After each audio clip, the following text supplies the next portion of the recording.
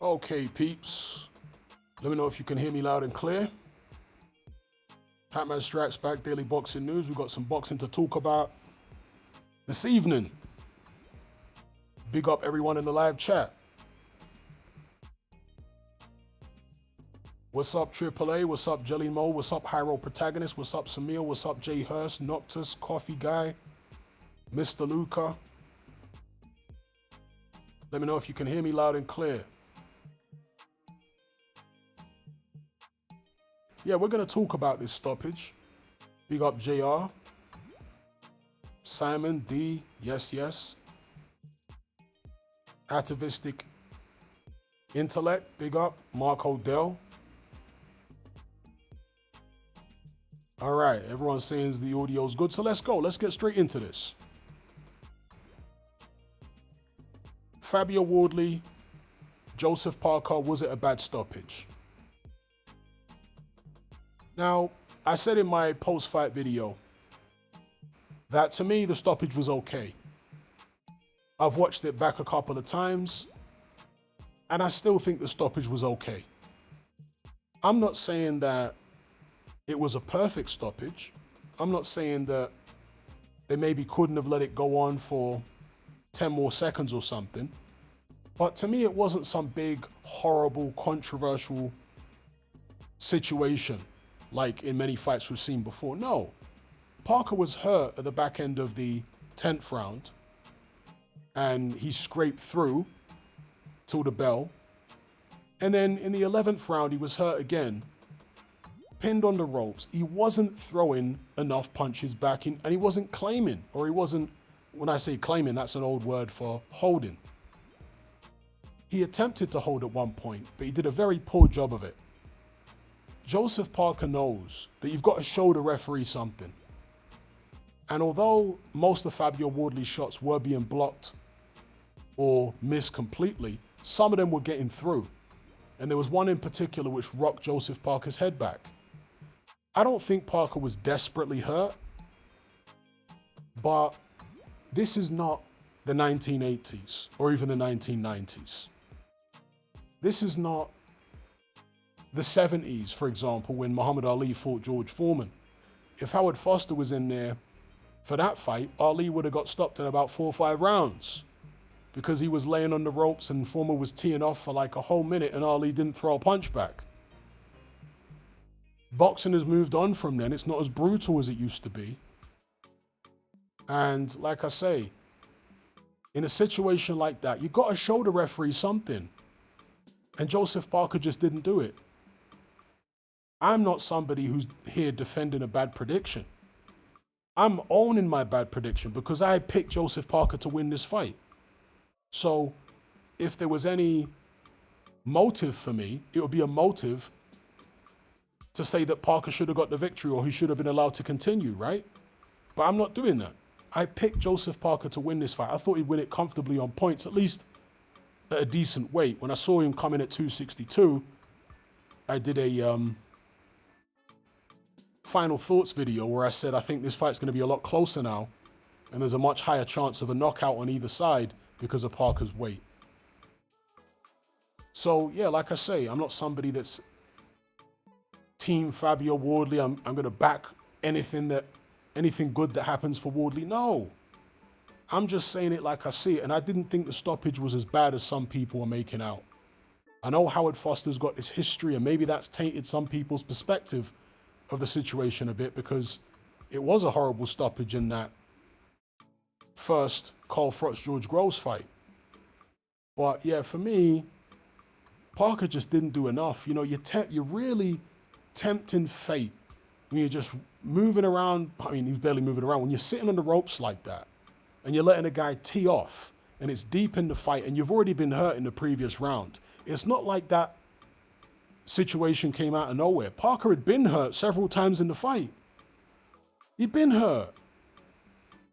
So you can't just hang around barely throwing any punches back like some type of human heavy bag and think the referee's going to give you the benefit of the doubt in a situation like that deep in a fight when you've been hurt against a puncher like Fabio Wardley, who's known to rally late. So that's my take on it. Again, I'm not saying it was the best stoppage in the world. If they'd let it go on a bit longer, I wouldn't have complained. Parker wasn't totally out of it or anything. But yeah, I don't think it was that bad, to be honest. It's rare that I agree with John Fury. Well, actually, John Fury said the fight should have been stopped 10 seconds earlier. I disagree with that. But John Fury said it wasn't a late stoppage. It wasn't a bad stoppage in terms of too early. It wasn't an early stoppage. And yeah, it's not often I agree with John Fury, but I agree with him on this one. If it was early, you know, slightly. But more than anything, my takeaway from the fight is Joseph Parker fought. In fact, let me get another thumbnail up here. All right, let me get this thumbnail up. Drew McKenzie has been talking about the fight. You can see from the headline, this is with Boxing King Media. Joseph Parker threw the fight away. In interviews with other YouTube outlets, he said that Joseph Parker's only got himself to blame. And that was my takeaway from the fight. He fought such a foolish fight. He fought such a reckless fight. He was clearly the technically better guy. He had a much better jab. His shots were far more accurate and tight and neatly delivered.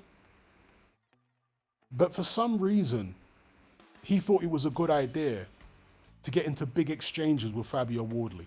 Who told Joseph Parker that he's some type of destroyer now? Is it because of the Martin Bakole fight? Is that what gassed his head up?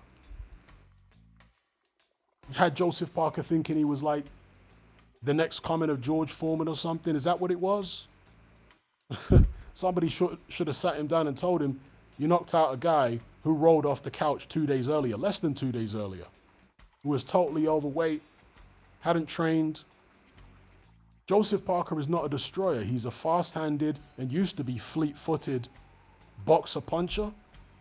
Those are his strengths. He totally got away from who he is as a fighter against Fabio Wardley. Reckless game plan, always looking to open up in it.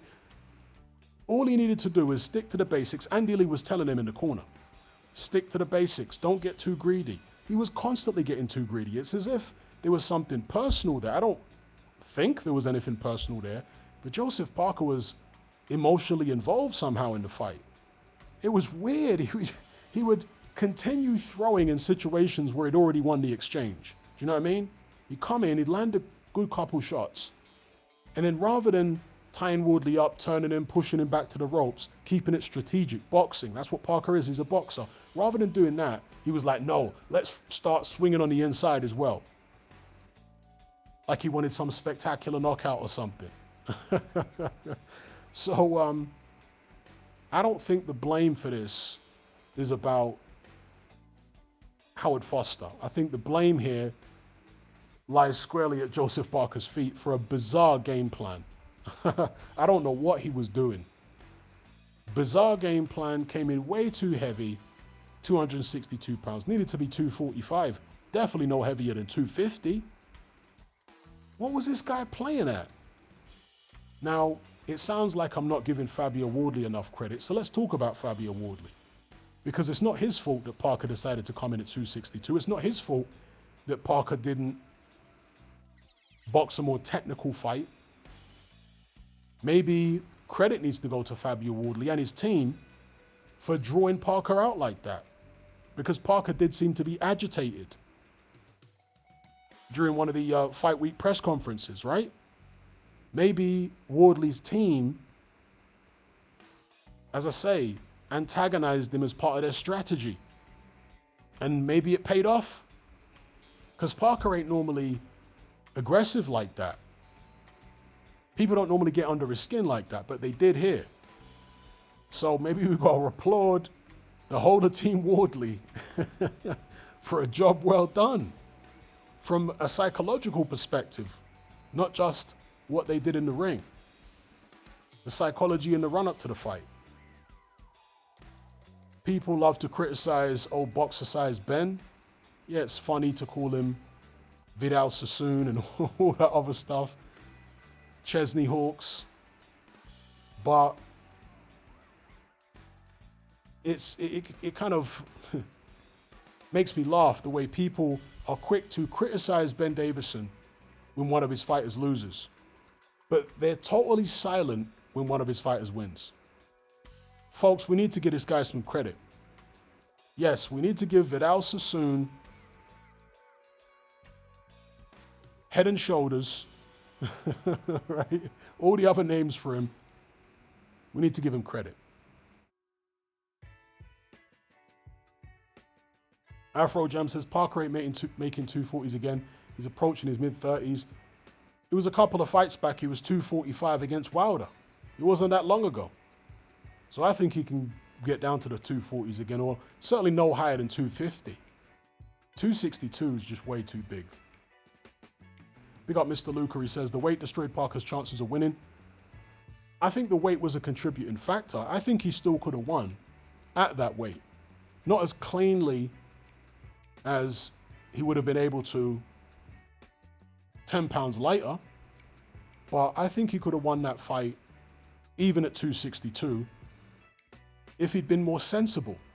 But like I said earlier on, for some bizarre reason, he was throwing the absolute kitchen sink at Fabio Wardley at every opportunity. And I don't get it.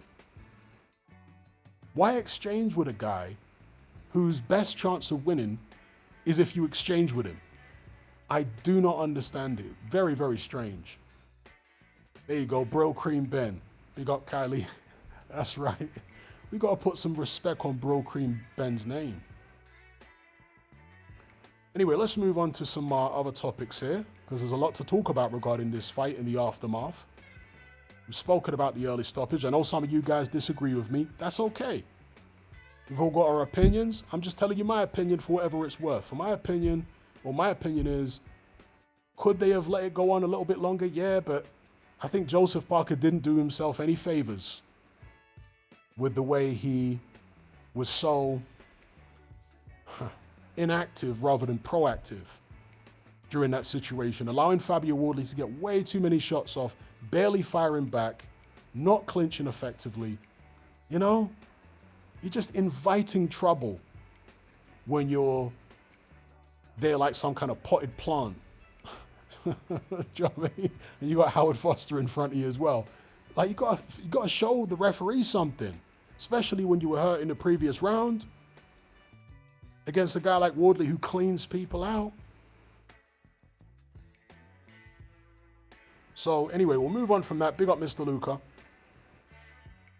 We'll talk about what next for Joseph Parker. I want to hear from you guys on this one. Because for me, that was such a disastrous result for Joseph Parker, losing to a guy with no amateur background, who comes from white collar, in a fight which Parker really could have won. It should have won if he'd fought sensibly. In my opinion, he would have won that fight if he'd fought sensibly. If he hadn't just been so overzealous, trying to bash Wardley's head in all the time. Just kept it technical and kept his emotions out of it, you know, because Parker was emotionally charged. You could see before the opening bell, he was like prowling around the ring, snarling. I'm like, since when did Joseph Parker do this? Man thinks he's channeled Mike Tyson or something. What's wrong with this guy? So, yeah, let's talk about what's next for Joseph Parker. I think it was a disastrous result.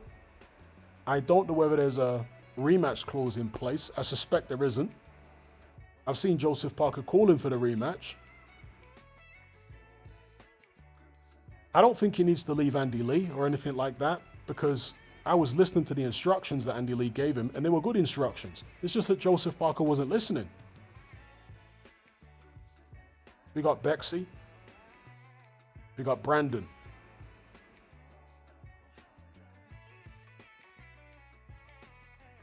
JR says, seemed like Parker was determined on getting the stoppage, wanting a statement win. Taking Fabio's O and a UD would have been sufficient. Yeah, in my opinion, it would have been more than sufficient.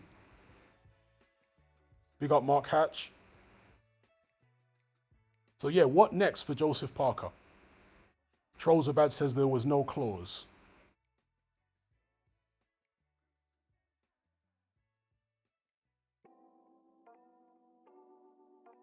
Okay, Flux says Itauma final eliminator. versus Parker. Parker's coming off a loss. Why would he be in a final eliminator coming off a loss? I mean, in boxing, these things can happen, but that would be bad form by any sanctioning body and any promoter to put a guy coming off a loss in a final eliminator. And there are more deserving fighters coming off wins.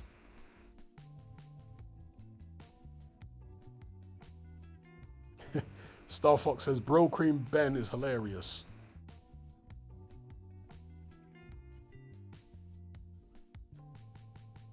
Afro Jam says, how many weight classes do smaller fighters go up once they reach 33, 34?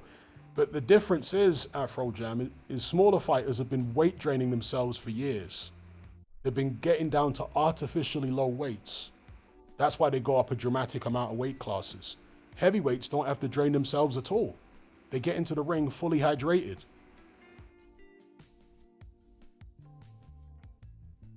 Big up Matt Borgerson. He says, why is it the UK fans see it more likely an early stoppage than fans outside the UK? Are our expectations for a stoppage different than one another? Parker's got a lot of love in the UK. Even though he's not a British fighter, a lot of people really love Joseph Parker. And also, maybe American fans aren't as aware of the history of Howard Foster. So Howard Foster infamously stopped the first Carl Froch-George Groves fight very prematurely in a fight that George Groves was winning. And ever since then, he's been in the bad books of British boxing fans, and people are always paranoid when he's refereeing a fight, you know? And I think that kind of contributed to people's perception of the stoppage in the Fabio Wardley-Joseph Parker fight. Because again, for me, as I said earlier on, I'm not saying it was a perfect stoppage, but I don't think it was that bad.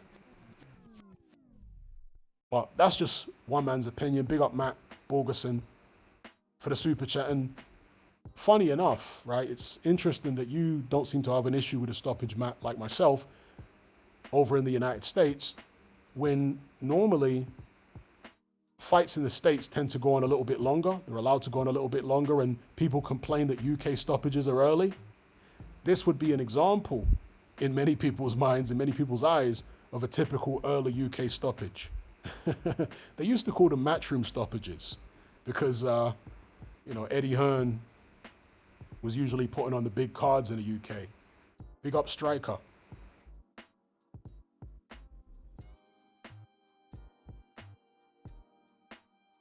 Afro Jam says, if you can lose weight but a dramatic weight loss, you'll be weak, not worth it. But that's the thing. It wasn't a long time ago when Parker was 245 against Wilder. So I don't think Parker was getting himself down to an artificially low weight a couple fights back when he fought Wilder. I think what has happened is actually the opposite. He's getting himself up to an artificially high weight. I think he's consuming far too much protein, doing far too much weightlifting. He's got an S&C guy, right? And a lot of these S&C guys don't understand boxing. They go to university and they read all their books and all this type of stuff about how the human body works and how you pack muscle on, etc., etc. A lot of this stuff, in my opinion, is overrated for boxing. I actually am more of the Tyson Fury school of thinking regarding strength and conditioning. You look at Anthony Joshua, he's got all the most scientific strength and conditioning stuff, counting calories and reps and tracking his progress and everything. And yet he never had the greatest stamina, did he? He got bullied in fights. Little fat Andy Ruiz bullied him. You think Andy Ruiz can do the kind of things that AJ can do in the gym? And hit all the weights and machines and no. Right?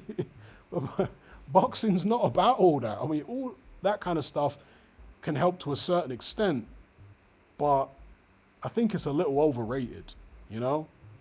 And this S&C guy that Parker's, I mean, is it the same guy that Fury had? It might be the same guy that Fury had, but maybe he listens to the guy a bit more than Fury. I don't know. The point I'm making is, in my opinion, in my estimation anyway, rather than Parker being an artificially low weight for Wilder, I think he's an artificially high weight. Yeah? I think he's got himself up to a weight where he actually has to make an effort to get up to that weight somehow. Big up Matt for the super chat. He says, I guess my judgment on Joseph Parker's win being highly overrated was correct, though. He made a lot of low IQ decisions in this fight, ignored Andy. Yeah, he made loads of low IQ decisions. It was baffling. it was honestly baffling. I cannot make head nor tail of it. My best guess is that, as I said earlier on, the Martin Bakole win gassed Joseph Parker's head up. Rather than realizing he beat a guy that rolled off the couch 48 hours ago, less, wasn't in any kind of shape, and was probably jet lagged and knackered, that's the guy you knocked out. Rather than that, it's as if Joseph Parker is thinking he knocked out a prime Bakole or something. Bakole at the peak of his powers. And he's gone into the Wardley fight thinking he's some type of dynamite puncher and destroyer. Because that's the way he fought. He literally forgot who he was. Star Fox says the only thing Ruiz presses is burgers. John B says Ruiz can bench press 20 quarter pounders. Yeah, you know, Parker still had his hand speed, but the foot speed was just not there because of all that weight. It just was not there. I mean, Andy Ruiz, right? Because that tends to be the thing. If you put loads of weight on, your foot speed is going to suffer more than your hand speed. Andy Ruiz still got quick hands when he's horribly overweight, but he's a potted plant. He can't move around. We got Matt for the super chat. He says he acted like he didn't go life and death with Zhang. Yeah, and that was always my, I can't really say concern, because I was confident Parker would win the fight. But I always thought that's the only way that Wardley wins, is if Parker gets dragged into a dogfight. And I always thought that Parker had the skills to avoid being dragged into a dogfight. And I still think he had the skills to do it. He chose to engage in a dogfight with Wardley. So, yeah, where now for Joseph Parker? What does he do? Where does he go? Is it the end for him? Should he pursue a rematch? Would you like to see him fight one of the other contenders out there? Does he need some rebuilding fights, or can he go straight back into another big fight? Does he fight Jarrell Miller? Miller seems to be at a loose end right now. They were supposed to make Chisora versus Miller, but Chisora seems to be playing people off against each other and driving a very hard bargain. So, yeah, does Parker fight Miller? Does Parker finally get that Daniel Dubois fight? How about Joseph Parker versus Anthony Joshua? What do you guys think of that one now? Parker Joshua. Parker's always wanted revenge over AJ. How do you think that one would go? Mr. Lucas said he should have fought Dave Allen.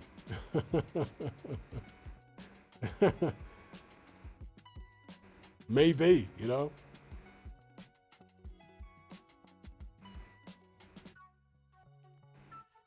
Matt Borgeson says, honestly, why even take this fight? He should have just waited for the Usyk fight.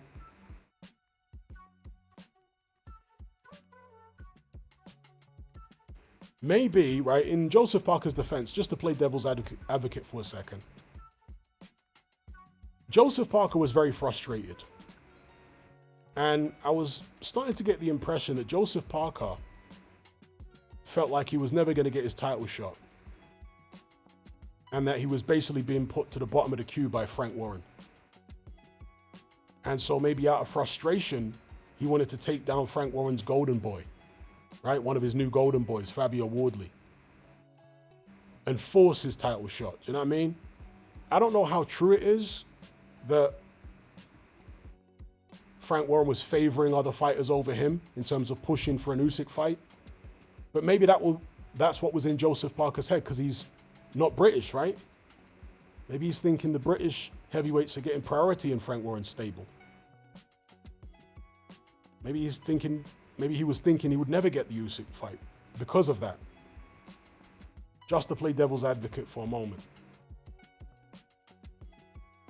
Matt says he probably won't ever get it now. Well, true indeed. But Maybe he thought it was a gamble worth taking. Afro Jam says Parker should go for Sanchez. Easy way back to a title shot.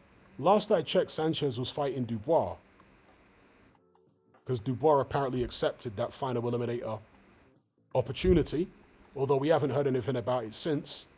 Is he going to go to a purse bid? I don't know, but last I heard, and this was circulating in the big boxing outlets, Daniel Dubois accepted the Sanchez fight. Flux says Turkey also said that he wanted to reward knockouts. That's true. And the way that Joseph Parker fought, you know, here's one thing we can say. Even though I'm baffled by Parker's tactical choices against Fabio Wardley, it wasn't a boring Parker fight, was it? And for the longest time, we've all been complaining that Joseph Parker puts on dull performances. Yeah, we've all been saying it. Oh, excuse me, Star Fox. He said I missed the super chat. Yeah, big up the coffee guy. He says, what exercises did you do in boxing? I hit the bag. The bag was the main bit of training I would do, is hitting the bag for a ridiculous number of rounds as hard as humanly possible. I wasn't somebody that would throw little pity-patty shots. I would hit the bag like it was a person who had killed a family member of mine. That's the way I would hit that bag. And I'd stay on that bag for an hour to an hour and a half, sometimes 2 hours. Right? As crazy as that sounds, oh yeah, I was that crazy guy. They'll be throwing massive power shots and fast jabs and double, triple hooks and all that on the bag. And I'd look for the biggest, heaviest bag that would barely move and hit it and hit it and hit it and go back session after session until it starts swinging around. So I was very, very big into heavy bags. I would do a lot of shadow boxing, particularly at home, loads of shadow boxing, but also in the gym, moving around in the ring. I do push-ups. I do squats. I would do sprints, not so much long distance running, but it all depends on your body type, because my body type was more suited for sprinting. So I do loads of sprint training, interval training and stuff like that. I would do, obviously, sit-ups, crunches, all that kind of thing. I would do some shadow boxing sessions where I was just making defensive maneuvers, you know, defensive drills, where I wasn't actually throwing. I'd throw some punches, but not many. The emphasis will be on just defensive moves. 12 rounds, 15 rounds, moving around, just doing defensive moves. Imagining the opponent throwing shots at me and then doing all the defensive moves. Sometimes I'd have a training partner to actually throw some, you know, little shots here and there, or the trainer himself. Yeah, so hit different types of heavy bags. The wall bag, I really like that because it doesn't move at all. Aqua bags, as long as you get one that's properly filled and it's really solid. Aqua bags are great for hooks and uppercuts. I prefer them over maze bags, actually. I used to love maze bags.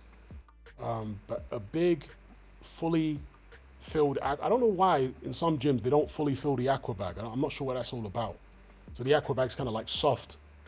The ones that are like solid, fully filled and solid, yeah, I like those aqua bags. So yeah, big up coffee guy.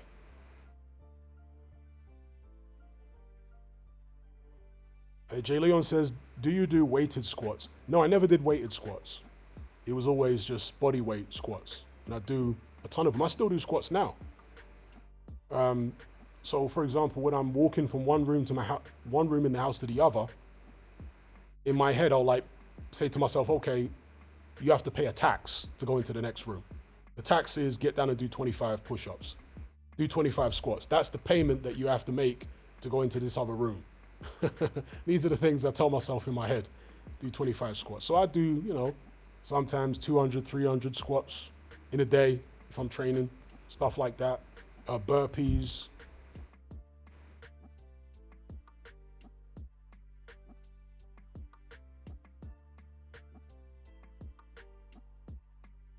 But yeah, big up coffee guy.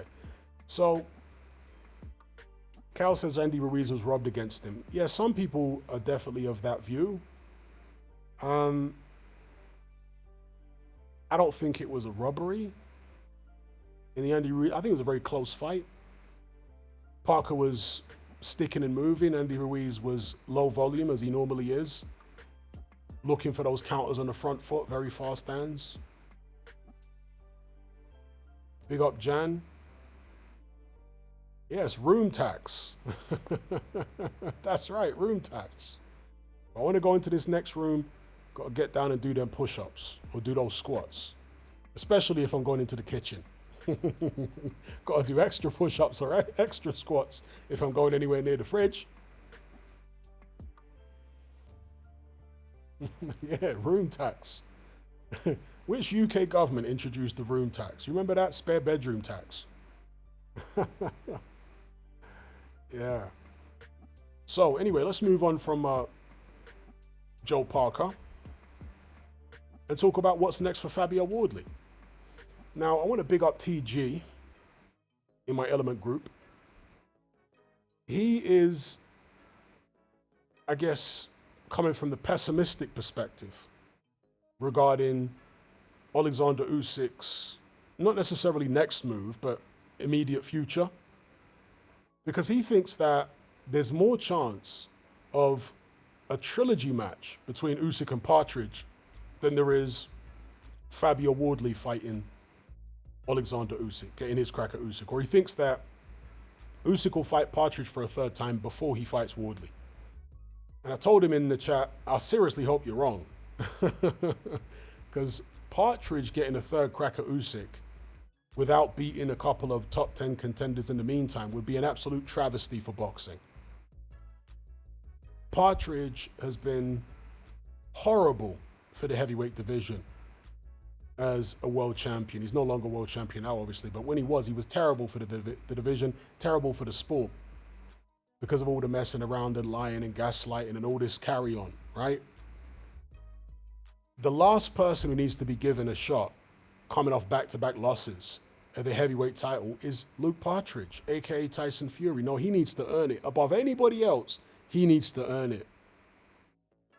So I would be bitterly disappointed in Usyk if he gave Partridge another shot.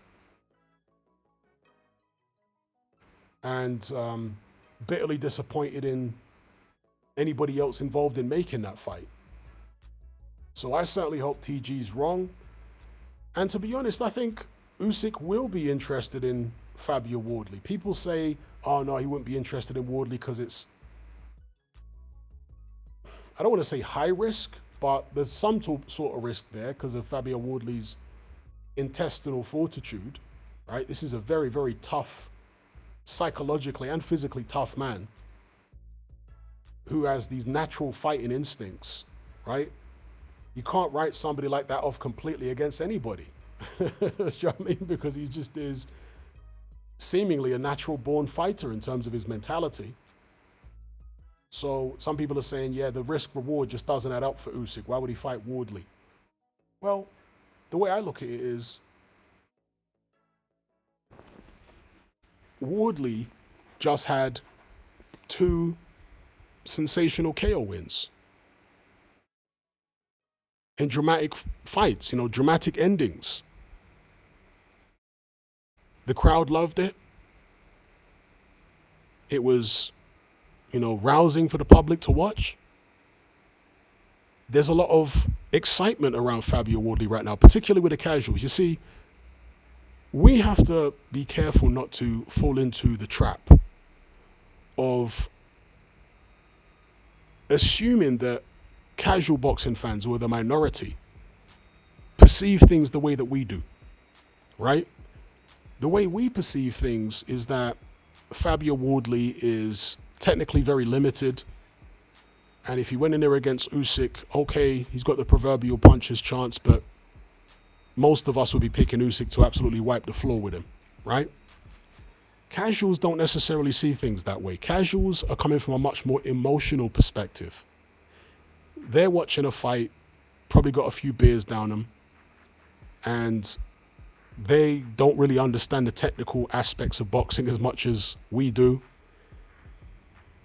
And they are drawn to a guy like Fabio Wardley because he's like a street fighter. You know, he's like an old school hard man or something, which, you know, he fights that way. And that's something which is very appealing to casuals. It's appealing to a lot of hardcores as well, but even more so to casuals. Casuals tend to elevate a guy like that higher than hardcores do, right? So I think that Alexander Usyk, Fabio Wardley is a marketable fight, to be honest, coming off Wardley's last two performances. I'm not saying it would do anywhere near the numbers of, AJ versus Usyk or Luke Partridge versus Usyk, but I reckon it could maybe eclipse what Usyk did against Dubois in terms of numbers. I reckon maybe. Yeah, because Fabio Wardley's name is pretty hot right now.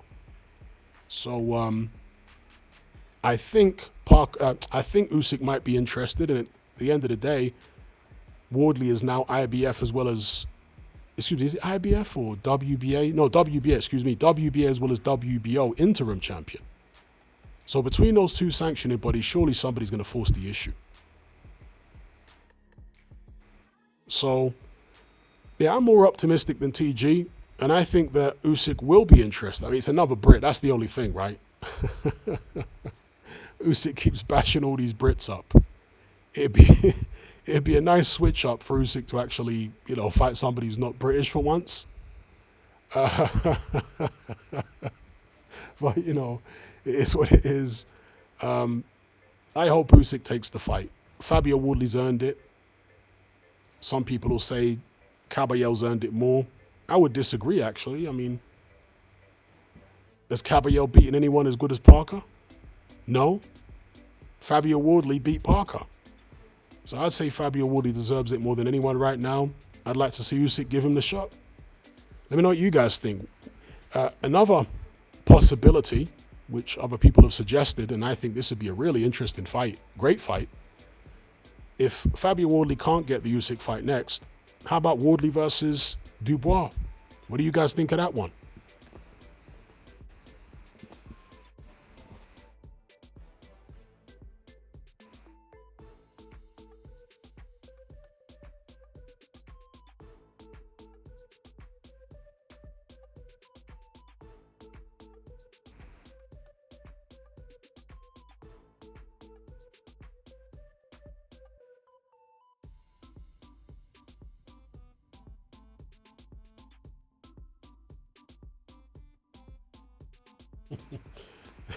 Cal said attacking the mic. Yeah, I'm trying to attack the mic because it's hot here, and the MacBook fan is roaring like a jet engine. So in order to speak over the fan, I'm trying to get closer to the mic. Harold Protagonist says that would be a banger. Yeah. Who do you reckon would win? Wardley or Daniel Dubois?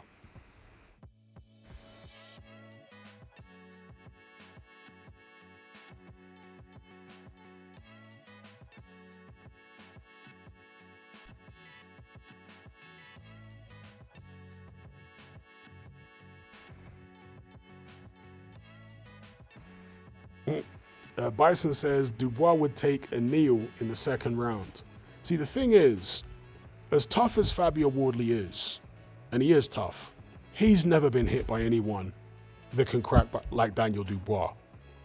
Dubois got different, even Dubois' jab is a different level of power than Fabio Wardley would have ever experienced. So it's an interesting one because Dubois is a very formidable offensive fighter. But in terms of heart, mental toughness, Fabio Wardley's definitely got Dubois beat on that criteria, right? I mean, if only Daniel Dubois had the type of mental strength that Wardley's got, he'd be an absolute menace. Do you know what I mean? Can you imagine Dubois with Wardley's mental strength? That'd be a madness. Big up Filthy Casual. He says, big up Hatman, how do you think Oscar De La Hoya would have fared against the likes of Leonard, Duran, Hagler, Hearns? Thanks. That's an interesting question.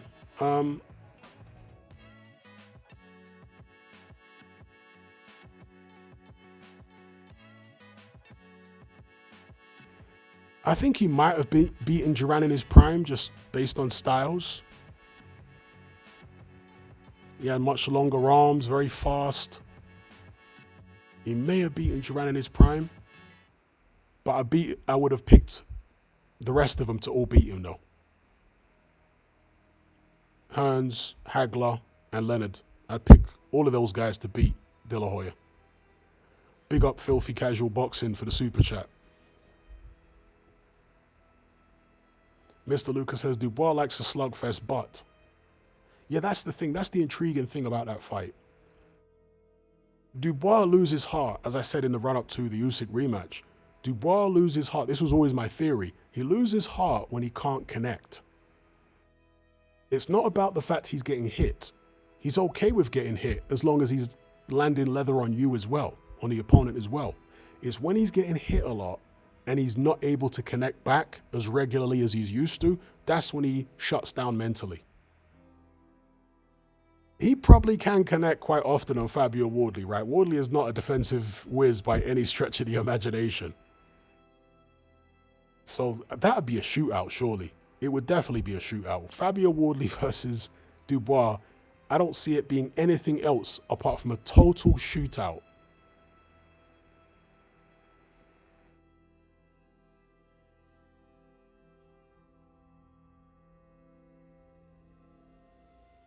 Lex Durex says, the stoppage wasn't that bad.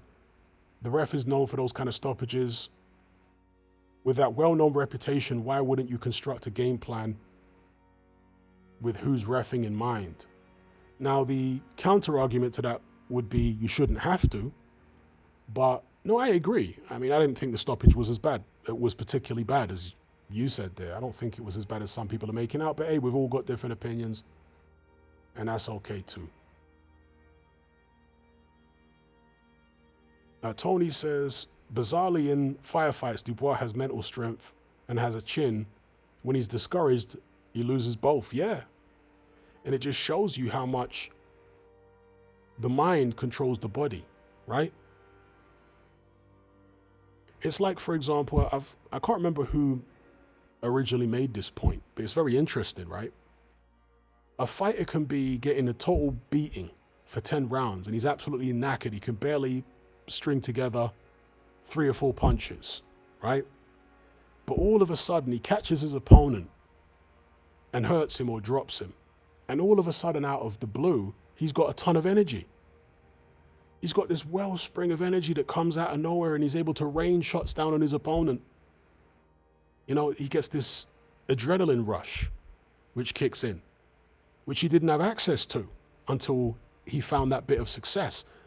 As the old saying goes, nothing succeeds like success. You know, the mind controls the body. Like you say, when Dubois is in a slugfest and he's landed and the other guy's landed, his chin is very solid. But when he can't land his own shots,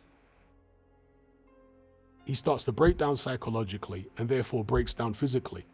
He can't take the kind of punch that he can take when he's landing his own shots. Do you know what I mean? The mind controls the body.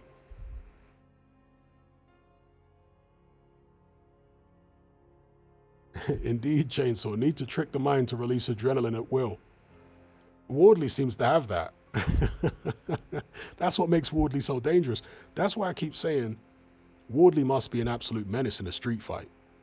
Because this guy has that, you know, street fights are often won and lost on adrenaline. And Wardley's got like tremendous adrenaline. Like when he starts taking off on you, it's literally like watching a madman on the cobbles who can really, to use a Cockney expression, have it. Wardley's got crazy adrenaline.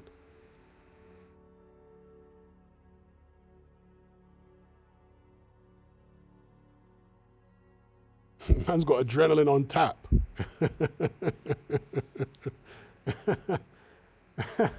Yeah, I'm telling you, Cal, Wardley's like a madman on the cobbles. That's the way he fights. Like some madman on the cobbles.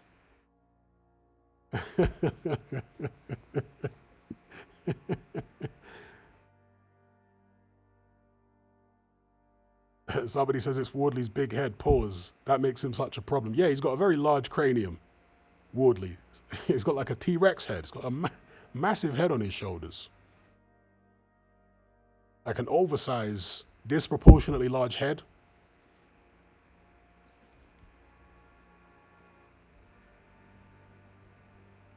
Kel says, I hope he gets a payday off Usyk. It's an incredible story. Wardley, do you know what I mean? No amateur fights, 4 white collar bouts, and he's basically made it to almost the pinnacle of the sport. It's incredible.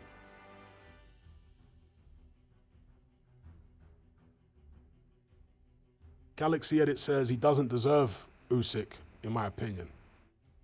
Okay. Can't say I agree with that, but hey, we're all entitled to our opinions. I think he does deserve the Usyk fight.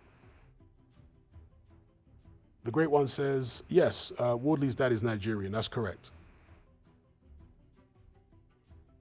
The rise of the a beluga whale. Somebody, AO, shots fired.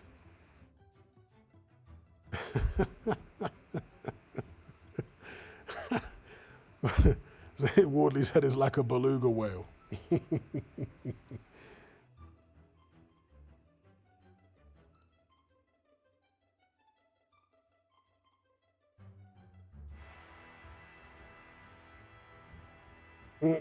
Tony S says Miller always calls him E.T.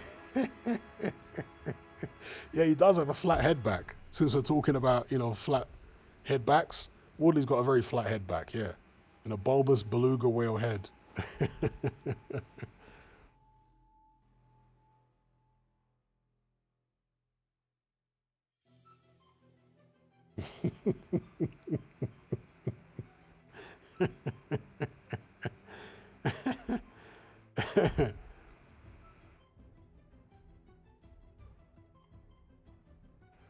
All right, so let's move on. Let's move on from beluga whale then. Yeah, Nigerians are on the rise in heavyweight boxing. I mean, there's always been a Nigerian presence, or for a very long time, there's always been a Nigerian presence in the heavyweight division, going all the way back to at least the 90s, with the likes of Henry Akinwande and Herbie Hyde. Later on, you had Sam Peter. In recent years, of course, people of Nigerian descent, the likes of Anthony Joshua, F.A. Jagborough, of course, is, you know, properly Nigerian. Ikebe Abuchi, let's not forget about him. Some people would argue he's maybe the greatest Nigerian heavyweight based on what they think his potential was. As I say, Anthony Joshua, Moses Itauma is half Nigerian, Wardley's half Nigerian, so on and so forth.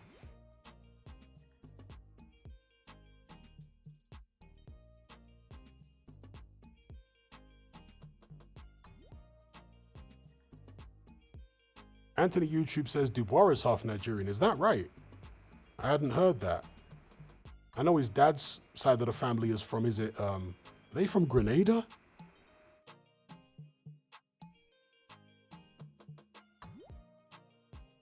So Dubois' mum, I guess people would be saying is half Nigerian, because the dad is Caribbean, right? Are they from Grenada or Dominica? No, I think they're Dominican. Yeah, Lawrence Okoli's another one. Joe Joyce is half Nigerian, that's right. Anthony YouTube says he's half Grenadian, half Nigerian. Okay, so it's not Dominica, he's Grenadian, okay. Yeah, because there are a lot of big people out of Nigeria, a lot of very, very big, powerful, tall, athletic individuals that come out of Nigeria. Galaxy Edit says, I don't understand the hype around Okoli. I wasn't aware there was any hype around Okoli. Big up Galaxy Edits, but I've never heard of any hype around Lawrence Okoli. Is there hype? Because all I ever hear people say about Okoli is that he's horribly boring and he's an octopus and he just grabs people and nobody wants to see him fight. That's all I ever hear people say. In fact, I'm one of the only people that seems to like watching him. Not when he's grabbing, obviously, but you know, I thought the Kevin Lorena performance was decent under the circumstances because he definitely injured his left bicep or shoulder or whatever it was.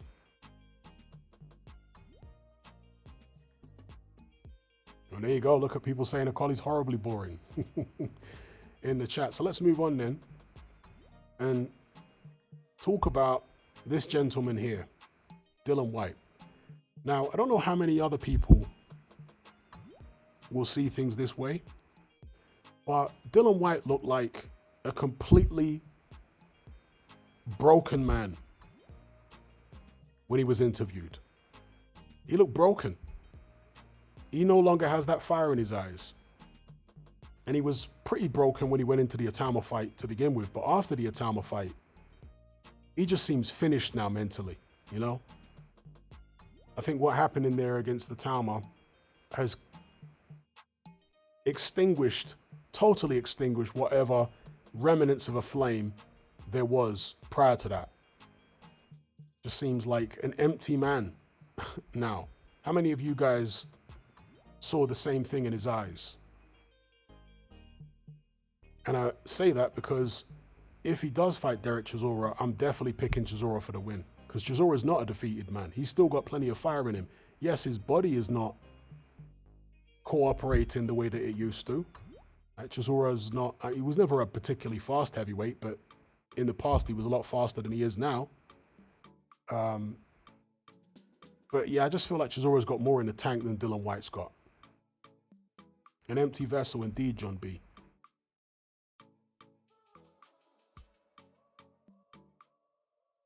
Punches and Bunches says, Chisora really trying to beat up a triple shot guy. Yeah, but it's a triple shot guy that's got 2 wins over him. You know what I mean? It's like when Bernard Hopkins fought Roy Jones in their rematch. Jones was totally shot. Hopkins had more left than Jones, but they're around the same age, so I couldn't really blame. In fact, Hopkins is older than Jones, I think. So I couldn't really blame Hopkins for fighting Jones, even though Jones was totally washed, because Jones had a win over him. You know, he wanted to get that back. So particularly the second Dillian Whyte fight with Chisora, where he knocked Chisora out cold. Yeah, Chisora's going to want to get that back even now. So I can't really begrudge Chisora on that front. And also, it's supposedly Chisora's last fight. So there's sentimental value to fighting Dillian Whyte again for his last fight. Because again, if it is his last fight, that in itself carries sentimental value. You see what I'm saying? So I can't begrudge him.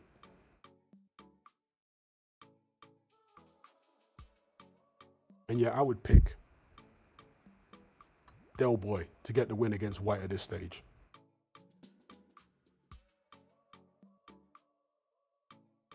I agree with Triple R.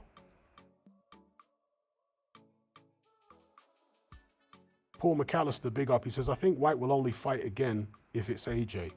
Okay, that's an interesting take. Bexy says, does Whyte have neurological damage, do you think? All fighters have neurological damage. Every time you get hit in the head, you suffer neurological damage, but it's to what extent? I think Whyte does have some level of CTE or pugilistic dementia. I think Derek Chisora does as well. To be honest, Chisora slurs his words all over the place, as does Dillian Whyte these days. I think both guys' brains are probably like Swiss cheese at this point. Hayden says, why are super chats not sending? Are they not sending? Other people have sent them. I couldn't tell you. Sometimes there does appear to be an issue with people not being able to send super chats. I wish I knew why. I got no idea. Maybe sometimes there are certain words people are using that YouTube blocks. Bizarrely, right? It might have been last year sometime or early this year. In fact, I think it was Wardley. Yeah, it was actually Wardley.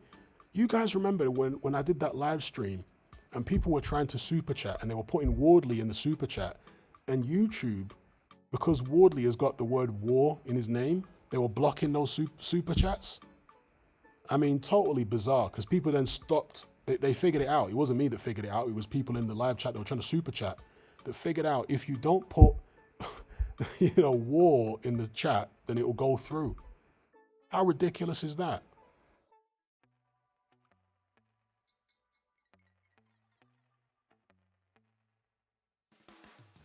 Little Jacob says, Dylan's mouth seems more slanted when he speaks. Well, he's always had a slanted mouth. It's like an old Jamaican thing. Other than Sylvester Stallone and his mum, you know, they both slant their mouth when they speak. A lot of Jamaicans, for some weird reason, old school Jamaicans talk out the side of their mouth. Got no idea why. But loads of them do that. Indeed, even Wardley's name is a problem. Man puts the war in Wardley. Yeah, a lot of Jamaican, a lot of them old yard man would talk out the corner of their mouth. I don't know where that came from or what that was about, but enough of them used to do that.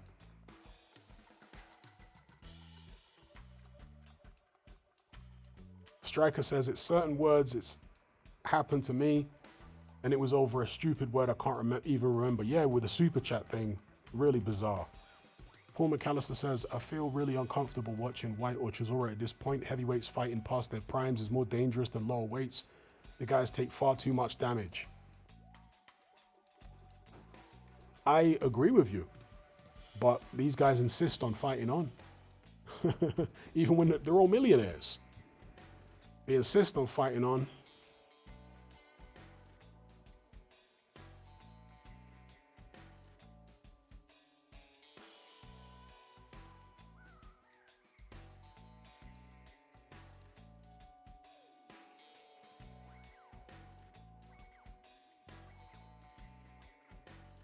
Tony S says, I find it funny. A lot has been said about Wardley's chin, yet he got dropped by Adelaya's friend at the presser when they fought.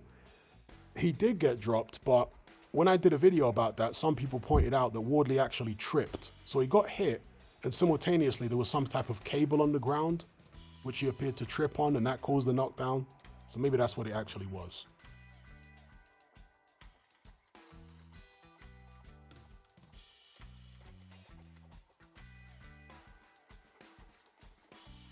Okay, since Hayden's mentioning Itauma, so let's move on to that then.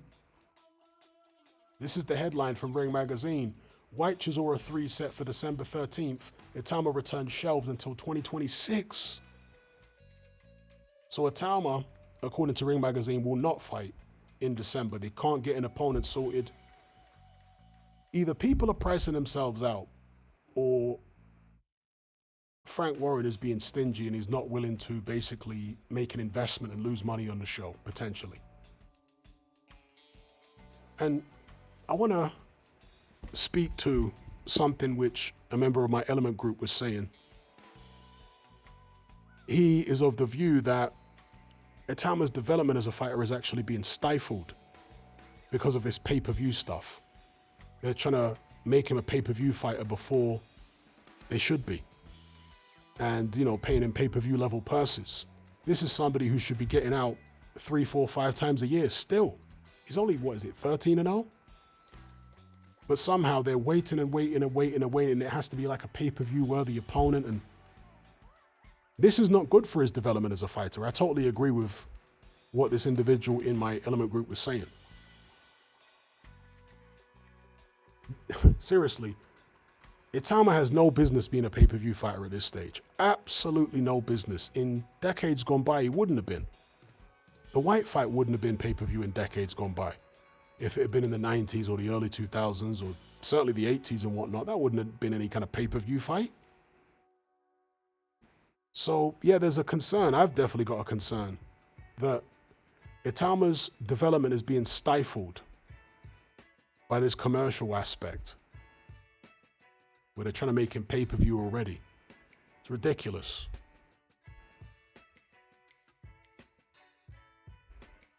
Indeed, Cal, he needs to be active so he can get the experience.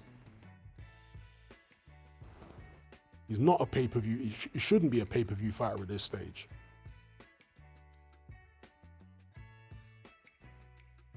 No business putting that young man on pay-per-view right now.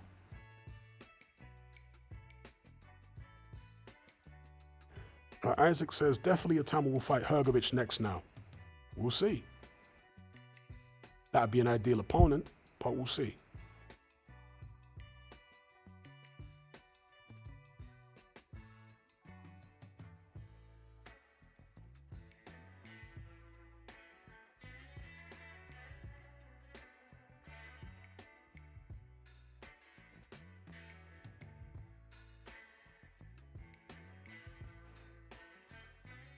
Indeed, Cal, prospects are not pay-per-view.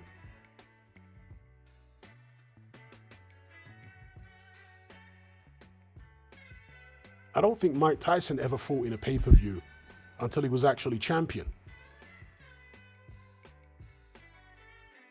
In fact, certainly his fights in the 80s were not pay-per-view in the UK. A lot of them were on ITV. Certainly like the Pinkland-Thomas fight, that was on ITV. I remember that. And several of his world title fights were on ITV, free to air in the UK. At the latter stages of the 80s, some of his fights might have been on pay-per-view. Was the Douglas fight on pay-per-view? That was on Sky, the Douglas fight. I can't remember if that was pay-per-view or not, though. I don't think it was. Certainly in the 90s when he came back, yeah, it was all pay-per-view for Mike Tyson in the UK. But in the United States, were the early Tyson fights, title fights on HBO pay-per-views? I mean, HBO stands for Home Box Office, so I'm guessing they were. Yeah, I'm not sure exactly what was going on stateside in terms of the pay-per-view situation for Mike Tyson fights. But yeah, I don't think he had a pay-per-view until he became champion. I stand to be corrected on that, but I don't think he did.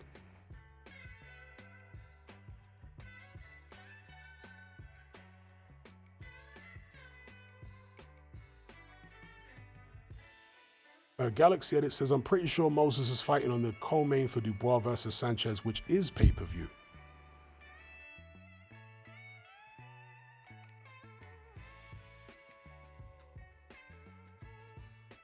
Punches and Bunches, I like your name because that was an old Jim Watt saying.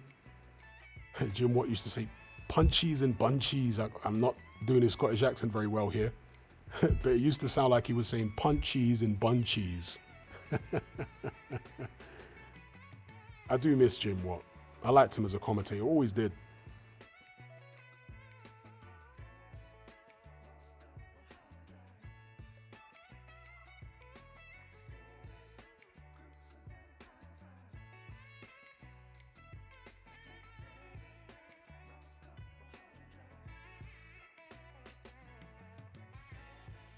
Tony says, I'm shocked that Michael Hunter decided to fight in your call in December instead.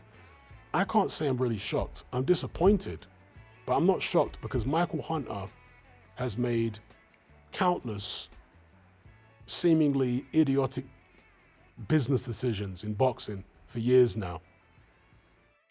So firing Hasim Rahman seemed like an idiotic move. Rahman was his trainer and manager. Leaving Eddie Hearn seemed like an idiotic business move. Turning down the Hrgovic fight seemed like an idiotic business move to then go and sign with Triller. Signing with Don King seemed like an idiotic business move. You know, Michael Hunter just seems to be absolutely clueless when it comes to business. That's why it was so detrimental to his career when he fired Hasim Rahman. Because Hasim Rahman's been there, seen it, done it. I think he was steering Hunter's career very well as a manager, actually. Why did he get rid of Hasim Rahman? I can only guess it's because he thought he was paying Rahman too much. Because Rahman was getting the manager's cut and the trainer's cut.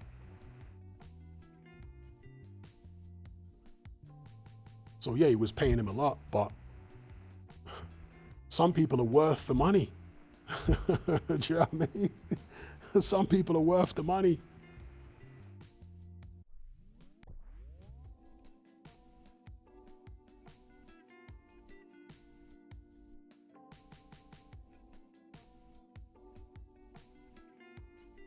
Okay, Galaxy Edit says it's because Caballero let it slip that Dubois is fighting in the UK February 7th. Is that right? Dubois versus Sanchez with Itauma on the undercard. If it's versus Hrgovic, yeah, that's a tough fight. But I think Itauma needs that kind of fight right now. And I think he can beat Hrgovic, right? I don't know he can. I think he can.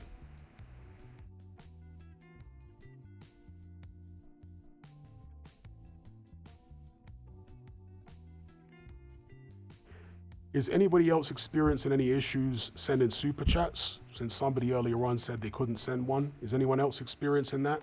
Let me know. E. Daniel says, I think Hearn refused to sign Hunter. Well, Hunter was under contract with Hearn. When his contract came to an end, he could have re-signed with Hearn and taken the Hrgović fight, because Hrgović was co-promoted by Hearn and Sauerland. Hunter, to the best of my recollection, decided to turn down the Hrgović fight, and that basically left him out in the cold because he then started getting blackballed by Hearn. That's the way I remember it anyway. If it's wrong, then I stand to be corrected, but that's the way I remember the scenario going down. You could have fought Hrgović, and maybe Hearn would have had options on Hunter after the Hrgović fight. Do you know what I mean? Like if it beat Hrgović, Hearn would have got to promote a couple of his fights after that.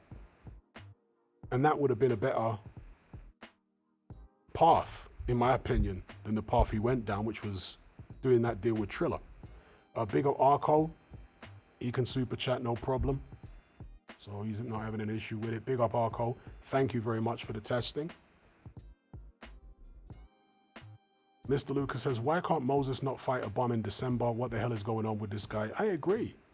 At that stage of the game, when you're only 13-0, just get out regular. Even if you're fighting a bum here and there, in between fighting step-ups, absolutely, that's the way you should be doing it. That's the way Mike Tyson did it, the guy he's always been compared to. Indeed. Otto Wallin, somebody, yeah. Itauma could fight a guy like that. I'm sure Wallin won't ask for that much money.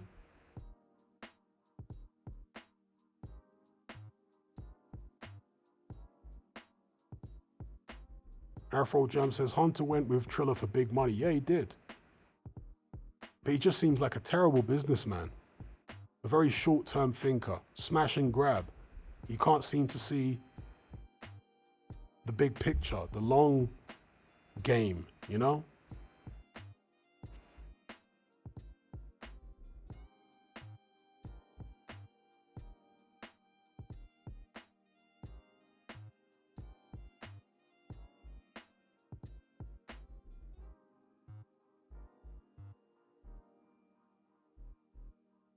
Wow, Striker says he's not fighting in December because Warren wants him to headline his own separate pay-per-view. That's mad cynical. If that's what Warren is doing, how cynical is that? Wants Itauma to headline another pay-per-view.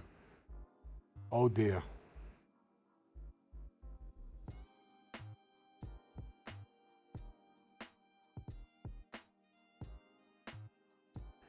The place says maybe no one wants to take the fight. Well, no one wants to take the fight for small money, right? But that's why you put him in against a journeyman for now. It's better that they put him in with a journeyman now than he doesn't fight at all until next year, in my opinion. A young guy like that, you just want to keep him active, even if it's a little knockover. Just keep him active, keep him active, keep him in front of crowds, keep him in the gym. Do you know what I mean? You could have fought anybody in December, but like I said earlier on, it's as if they're stifling his career by insisting that every fight is some meaningful fight now. And when you try and do that, yeah, you're going after more recognizable names, and those names are going to want a ton of money. So rather than having him not fight at all because you can't agree terms with one of those more recognizable names, just get him out in the meantime against a donut. I mean, it doesn't even have to be a donut. Look at the guy who Jalalov just fought. I seriously doubt that guy would ask for a king's ransom to fight Itauma. He'd be happy just for the opportunity, I would imagine anyway. Do you think he got a king's ransom to fight Jalalov? I doubt it.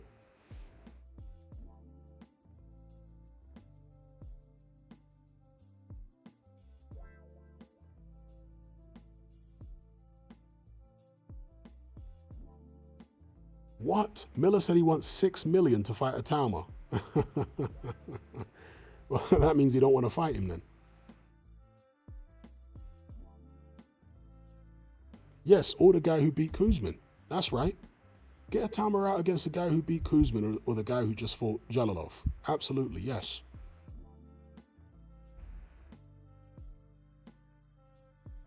I need to go look that up now and find where Jarrell Miller said he wanted $6 million to fight Itauma. That's crazy. That's pretty much, I mean...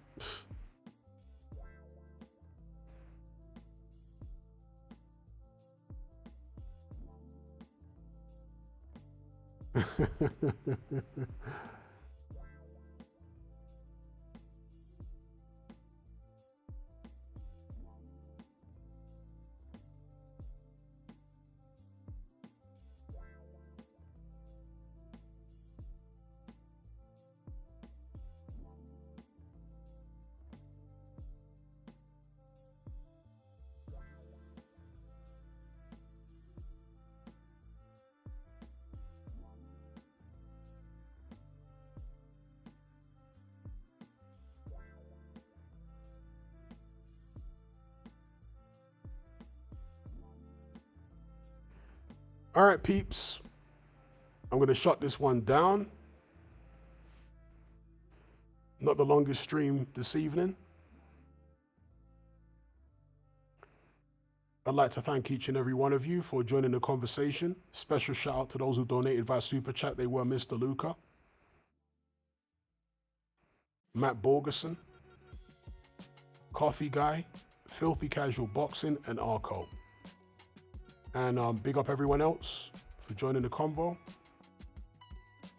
Until next time, take care, be good. Catch you on the other side. And before we go, Hayden, big up for the super chat. On a late one, he says, big up Jelly Mode. He says, have you seen Paddy the Baddy's video with AJ where AJ was asking about how to get confidence? He's still mentally so gone, just needs to retire. I saw...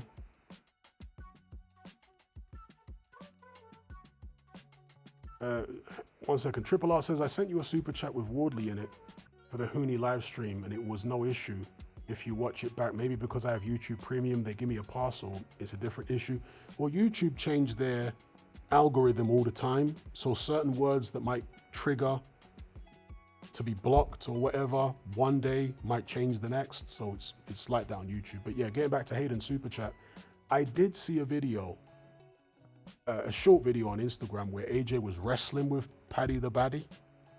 Pimblett, is that his surname? The UFC guy from Liverpool.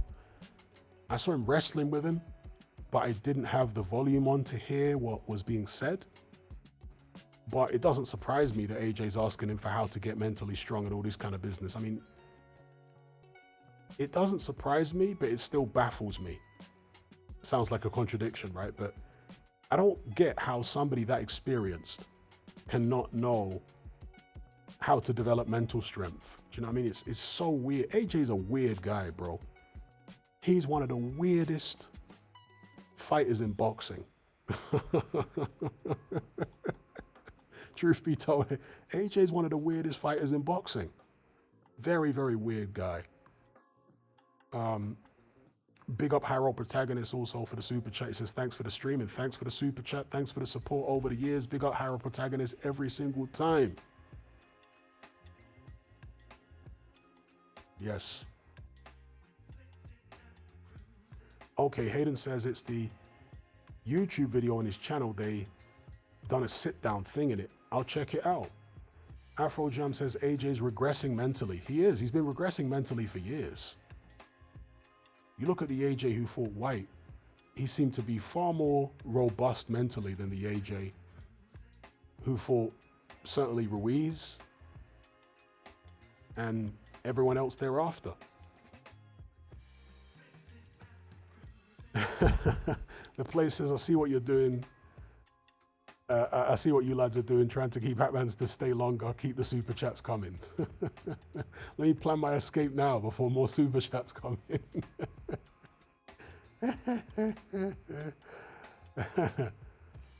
All right, so yeah, big up Hayden and Harold Protagonists. Shout out everybody for joining the conversation. Until next time, take care, be good. I'll catch you on the other side. I'm out.